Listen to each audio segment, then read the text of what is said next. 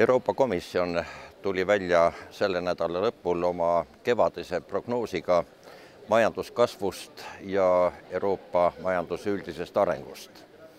Võiks öelda, see on kergelt julgustav ja nagu komisjon seda väljendab, Euroopa majandus on kerges pärituules, mida soodustavad mitmed tegurid, ka näiteks naftahindade langus ja püsimine üsna madalal, üldise globaalse majanduse stabiilne areng, näiteks Ameerikas käesolevaks aastaks ja järgmiseks aastaks ennustatakse majanduskasvu tubli 3%, millega Euroopa muidugi võistelda ei saa.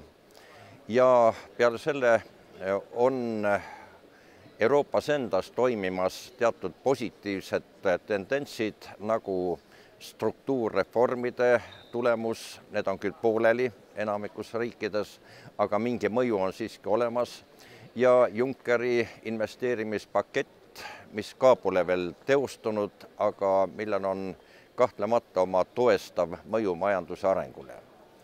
Nüüd komisjoni ennustus pakub seda, et käesolevaks aastaks Euroopa Liit kokku kasvaks midagi 1,8%. See on suhteliselt hea näitaja, arvestades vaeseid olusid, kusjuures eurotsooni maad kasvaksid 1,5%. Ja tulevaks aastaks prognoos on pisut parem, nimelt Euroopa Liit tervikuna, tema majandus kasvaks 2,1% ja eurotsoon 1,9%. Mis puutub eelarve defitsiiti, siis käesolevaks aastaks seda hinnatakse 2,5%, pisut üle. Järgmiseks aastaks loodetakse asjad enam-vähem paika saada, defitsiit peaks jääma 2% piiridesse. Kuid samal ajal rõhutatakse seda, et ebakindlus on kõrge, ehkki riskid on globaalselt üsna ühtlaselt jaotatud. Suuri muutusi mõni kriis väljapool vaevalt tekitab, aga kogu õhkkond Euroopa Liidu ümber on plahvatusohtlik, väga liikuv ja selle tõttu majanduslik stabiilsus kindlasti on kõrgete riskide tingimustes. Nüüd meie piirkond. Ma rääkisin volinik Dombrovskisega ja volinik Kataisega. Nad on pisut mures, et Balti riikide kasv on suhteliselt aeglasem, kui seda loodeti. Eestis ennustatakse kasvu käesolevaks aastaks 2,3%, Lätis samuti 2,3%, Leedus 2,8% ja tulevaks aastaks 3 Balti riiki koonduvad midagi 3% ümber, mis jällegi on päris hea. Eestil pakutakse 2,9%, Leedul 3,3%.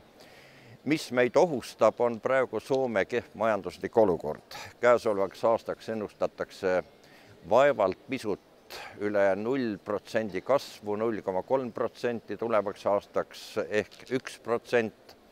Rootsil läheb paremini, see mõjutab meie majandust. Prantsusmaa majandus on suhteliselt hästi kasvanud, aga Prantsusmaa on tõsine mureallikas, kuna struktuursed reformid ja sotsiaalsed reformid on takerdunud. Ja positiivne üllataja on Hispaania, kelle majanduslik kasv on praegu ligi 3% ja tulevaks aastaks peaks jääma samasuguseks. See näitab, et Hispaanial on reformid andnud tulemusi. Need on olnud sotsiaalselt kallid, aga majandus on hakanud liikuma ja tööpuudus vähenema. Seega siis võib öelda, mis on Euroopa arengu reservid. Kindlasti reformide edasine jätkamine ja probleem on tõsine sotsiaalne vastuseis tõsistele reformidele. Samuti 2 potentsiaali, mis on ammu välja pakutud, aga mida pole seni suudetud kasutada.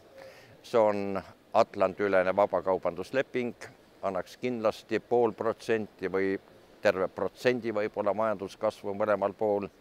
Ja teiseks ikkagi ühisturu lõpule viimine.